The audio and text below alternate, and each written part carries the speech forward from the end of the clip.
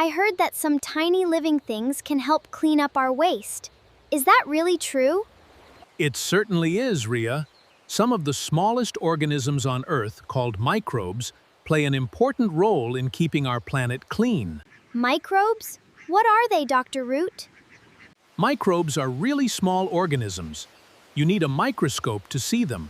They include bacteria, fungi, and many others. And you are saying these invisible creatures can clean up waste?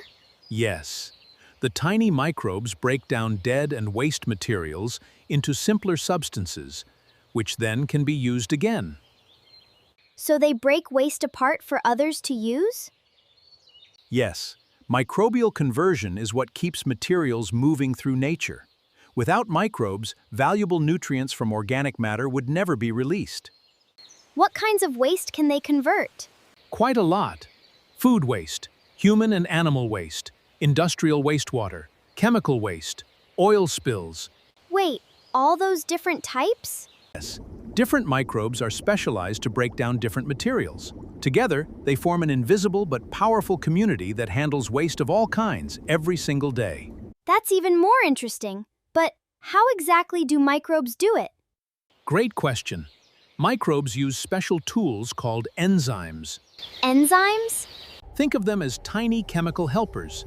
They let microbes break down complicated materials into simpler ones they can actually use as food. So microbes using enzymes are like tiny magicians? That's a wonderful way to put it. And here's the real magic trick. They take the useless waste and turn it into something valuable like fertilizers or fuels. So these hard-working magicians help us manage our large piles of waste? Absolutely, Riya. An invisible community, working quietly day and night, turning what we throw away into what the planet needs. I'll never look at a pile of waste the same way again. Great! The next time you see something you think is waste, remember, somewhere in it, a tiny magician is already at work. Hey there! Thanks for watching. The planet is full of surprises like this one. Discover more with us at Clidemy, the Climate Academy.